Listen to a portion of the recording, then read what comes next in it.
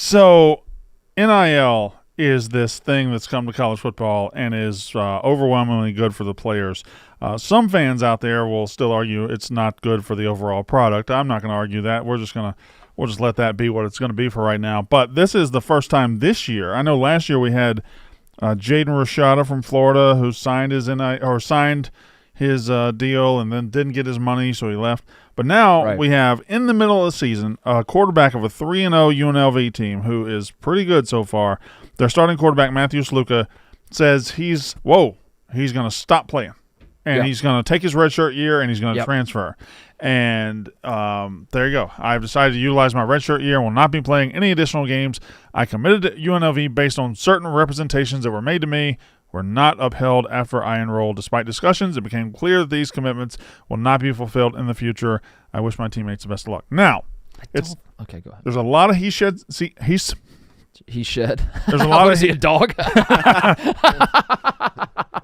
Go ahead, Brandon. Where were you? TJ, put Mark up 1-0. There's a lot of he said, she said. There's a lot of that. There's a lot of the college football analysts on Twitter already shaking their fists and saying, "Oh, this guy quit on his team. He did this." Yeah. I don't really know. We don't know enough information yet. But let's just come from the player's side. If you transfer somewhere and they offer you $100,000, and after a 3-0 start, you have been given $8,000. Sure. Does the competitor part of you say fight through it, or does the business part of you say give me my money? I think the business part of me is mad at the people that were directing me in this decision that they didn't fully explain to me what I was getting into. Okay. This is not a contract. You're going to play football. You're going to get cash for playing football. This is the way the structure is right now is that you commit to the school based on your love for the coaching staff, your love for the university, your love for your fucking what's the degree that these kids sports management. Your love for sports God, you fucking love sports management. And there's nowhere on planet Earth I'd rather pursue a sports management degree than right here. Right here. That's what you're supposed to commit to the school for, and then the side deal is the side deal. So that's the part that like it all falls apart for me because like the system fucking sucks, and like this sucks in the short term because like UNLV is a fun story, and to have their starting quarterback just leave the team is not a great look for the sport. I think it's going to help though propel college sports to where they should be, which is just a professional model. That's where, like, why are we teasing? I don't know. I don't know why it was ever put on outside entities to pay the players in the first place, because the outside entity, like the way it's structured, I'm not saying I agree with it or this is the way that everybody actually conducts it. Of course, UNLV, when they called him, they're like, we'll pay you $100,000 or whatever. But that's not how it is in writing. So like someone in his corner should have been like, hey man, just so you know, like UNLV, because the collective isn't the school, but it is at the same time. But it's not. And it just gets messy. And it's like, this is, I don't know. This is the school was not obligated to pay him, which sounds insane because the school, I'm sure when they were recruiting him, were saying we are going to pay you, and they're getting the direct benefit of somebody paying him. But the way we have arrived at NIL and getting these players paid is such a fucking mess that it's too convoluted. Yeah, it's too shake my hand, I'll get you the money. It's too much of that.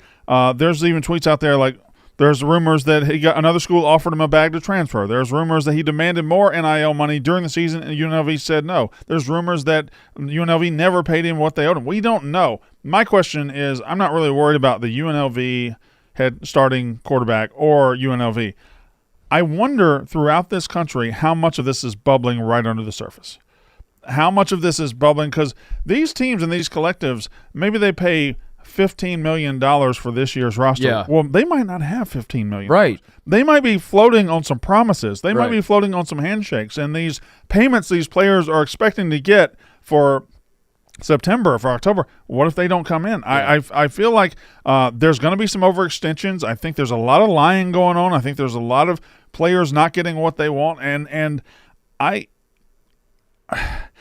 I hope we just get quickly to the model where the schools just pay. They've got the TV deals, they've got the conference deals. Pay the players. Just pay the players. Pay the players. Make it a professional league. Don't bring in outside fans. Don't bring in collectives because then then you might run the risk of getting some shady people. You Right. might run the risk of getting some people who are going to shake a hand, pat on the back, and then not come through. And that's a little silly. Why do a half measure? If you're in a world where you think the players ought to get paid, pay the motherfucking players. Pay the players, yeah. Yeah.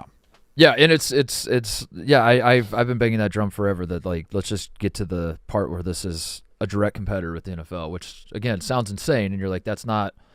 Saturdays are for college football, Sundays are for the NFL. It's two very different things, and I don't think it is. I think we're getting increasingly closer to where it's just a professional football league. It's like the SEC and the Big Ten are just there's almost no. I mean, I said this not too long ago. Like in 50 years, you're gonna try to explain to somebody that college football used to be this, and they're gonna be like, I don't know what the fuck you're talking about. The only thing I know is that there's this league, there's this other league. Yeah. And they just kind of like coexist at the same time, but like they're kind of, other than the helmets and the fact that the schools are in small towns, they feel like the exact same enterprises. I don't know what the full truth about this situation is, but I know it has potential to get really ugly because on the school side, they're losing a 3-0 starting quarterback. They're losing somebody, and schools have the resources and the ability and the know-how to line up their reporters and say, this guy, he quit on his team. And they can make it, they can form the narrative. I don't know if he quit on his team or not. I don't know if he quit for a good reason. I don't know. But, like, it's just the depths of nastiness that are potentially here for all of these situations is gross. But I guess, like the part of me, like I don't feel bad for him is because there's no way the language in any contract he signed said, if you just simply play football, we will pay you money for NIL. Mark, I disagree. I think there's absolutely the possibility that's illegal. That's literally against NCAA rules. So like that's not that. There's so much gray area in all this. Like I'm sure there's. But that's like the one rule about NIL. You can't say come to our school if you just simply show up for practice. We will pay you cash. That's what they're saying. That's happening. That's what they're saying. But then when they write the contract, they're like, okay, so here's the thing: you have to go to the mall. Go to the mall on one Wednesday. Just fucking stand there, take your picture, and we'll pay you $200,000. Yeah, you still have to do that shit. I don't know what. So you can't. We have no idea what was in his contract, but I do know players believe. First of all, there's the signing NIL, where as long as I sign that paper, I'm getting X amount of money. That exists. I know that. I'm saying there's a difference between what they're being told and what is being signed on the actual legal contracts and right. So why wouldn't you feel bad for him if what he was being told doesn't match up? Because to the someone in his camp should have been like, you still have to do like this. Listen, this is all stupid and dumb fucking bullshit, but you still have to like check these boxes and then you get paid. You're still getting paid for the like, but this is the whole workaround. It would be on his That's camp why I think, yeah. But to your point, and we both agree on this. Like, why are we doing the song and dance? Just fucking pay him. But the way the current structure is that you can't.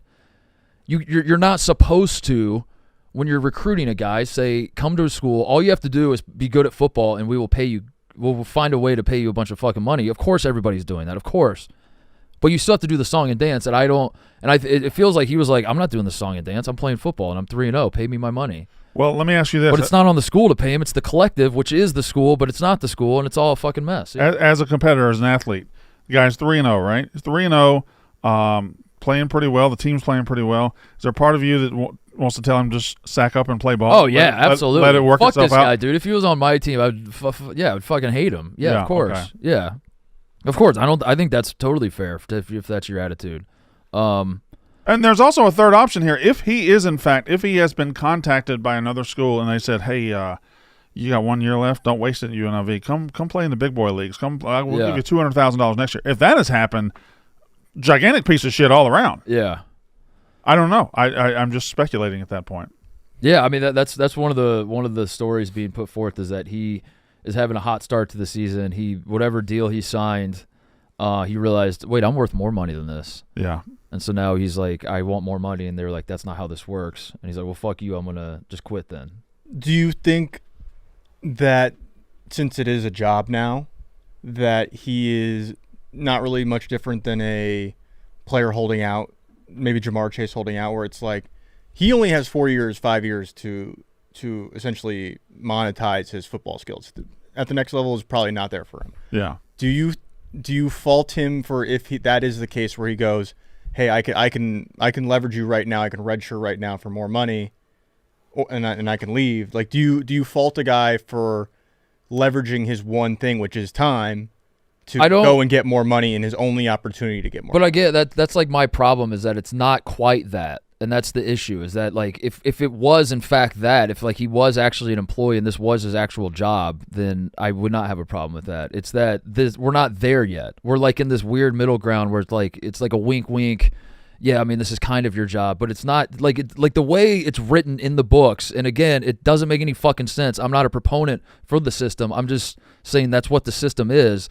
The way it's written is that this is not his job. He is still a student athlete who is now making money on the side and he's now eligible to like make side deals and shit. And his job is not to play football at UNLV.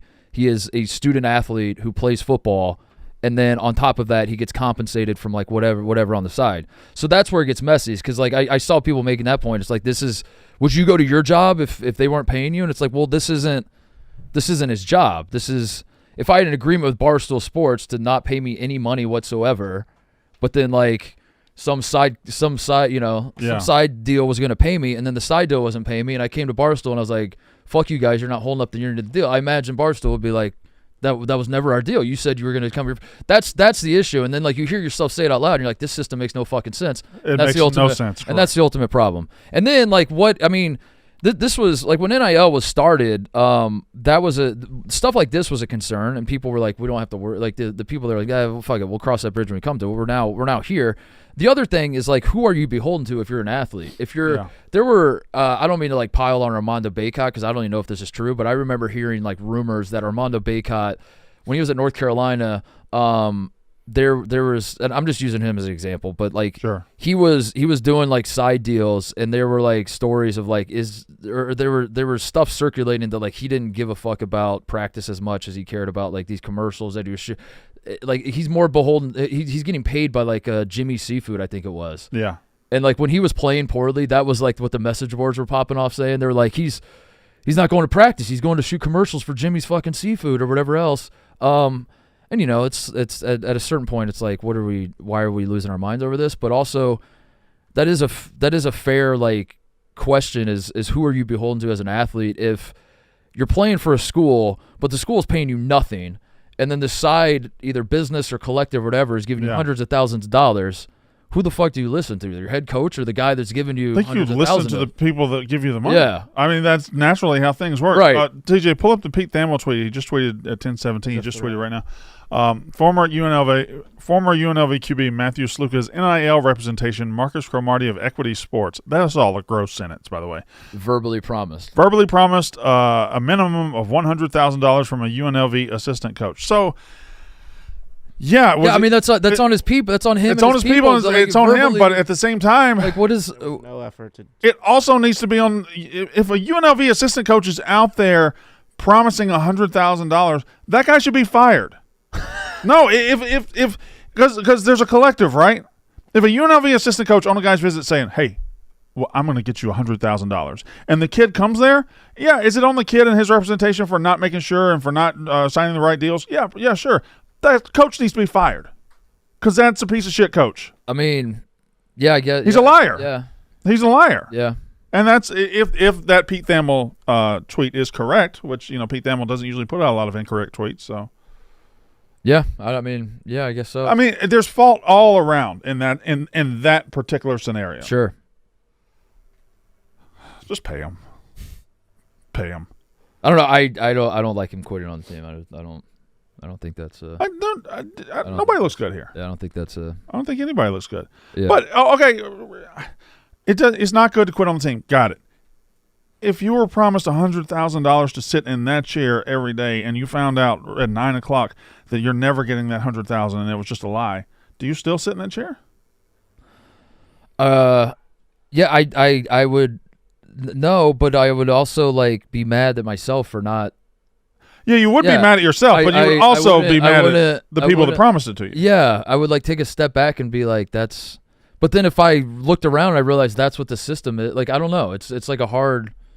Because like where is he going to like? I don't understand. Like, how is he going to go somewhere? How is the NCAA going to allow him? He'll take his redshirt year. He has that somewhere else afforded to him, and he'll transfer to Arizona State next. But how does he have that afforded to him? Is what I don't understand. I don't understand how this isn't like the NCAA is just not like. Well, No. the rule is if you play in less than 4 games, and if he quits the team, he will have played in less than. It's an exploitation of what the rule is supposed to be about. The rule is supposed to be you get 4 games to look at your young players. You get 4 games to develop. You get 4 games to do this.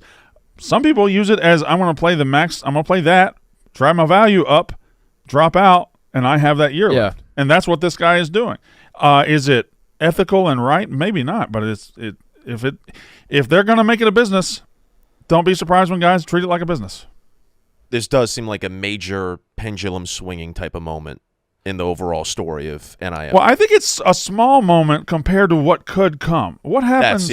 What happens if right before Texas or right before Alabama and Georgia, Carson Beck does it, or Jalen Milroe does it? That's when it's going to change. When Tennessee's quarterback does it before a huge game, when Texas' quarterback does it, when Ohio State's quarterback does it, that's when we're going to have to. That's when the whole thing is going to topple to the ground. They're going to have to rebuild just by paying the players. UNLV, this is fun to talk about. This doesn't matter. This doesn't matter. Any of the power brokers in college football, all of it is so flimsy and built on handshakes and everything that, like, I mean, if you wanted an extreme hypothetical. Yeah, there could be instances where, like, week to week, guys just want more money. But extreme hypothetical, is likely to happen. This is because there's nothing stopping these guys from just saying, like, oh, I'm better than like Cam Ward's like, thanks for getting me to Miami. Yeah, like I appreciate the whole deal, but like I'm actually better than I. Yeah, I'm a Heisman guy. Now I'm a Heisman guy. Give me even more money, or else I think the big schools crazy. though, and the big collectives, just absorb that blow no problem. It's the UNLVs of the world that can't live up to it. But that's not a good system though. No, it's not. It's a terrible system. Even if they can pay for it, that's not a. It's a terrible system. Which goes back to like the people that when all this was like put in place and people are like, listen, there's been money in college sports forever. This doesn't change it. I mean, this changes. This does change shit. Like we can't pretend like. That drives me crazy. It is fundamentally changed the entire sport. Like, money in college sports, like read a fucking history book, dude. They've been doing this for hundreds of years, and it's like, have they been doing this for hundreds of years? Is this something that back channel money and money are two different things? And the back channel money was like, yeah, your mom wants a fucking new blouse, yeah, we'll take care of that. Mm-hmm. Back channel money was Cam Newton was offered, what was it? What was the number that was reported? 180,000 was reported. And that was how long ago? 2010. That was less than 15 years ago. Yeah. Not that long ago. Yeah. In an era of high-definition television, Cam Newton was offered 180,000. In this modern era, Cam Newton would be offered, what, $10 million? Yeah, a shit ton. How good he is? A shit ton. So, I don't know. That's one thing that drives me crazy when a topic like this comes up, and then there are people that just come out of the woodwork that are like, how dare you think that this is changing college sports? This isn't changing anything. It's like, who the fuck are you?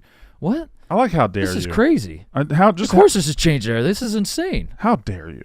I guess what I'm saying is, like, if you're someone, I don't know if I necessarily am. I do want to see what comes of this. If this is how college sports are going to be for the foreseeable future, yeah, I fucking hate it. If this is as Connor said, like the paradigm shift, where it puts it in overdrive that now we are going to get to the point where it's a professional league, then I don't think it really matters that much. But if you're someone that's like, yeah, I think NIL is kind of ruining college football, I don't think it's fair to like condescendingly talk down to those people that think that. I think we're headed towards. I think that's a fair position to have if you're someone who thinks that. We're headed towards it getting fixed, and we're headed towards the schools paying the players directly. We're headed towards resolution where things like this won't happen. The problem is 3 years ago when the NCAA decided to do this, they just threw NIL out there as an idea and said, "Go ahead, boys, do it." And there's no regulation, there's nothing, there's no guidance, there's no anything, and so we're going through these situations case by case, one by one, and watching them pop up, and then we're dealing with them.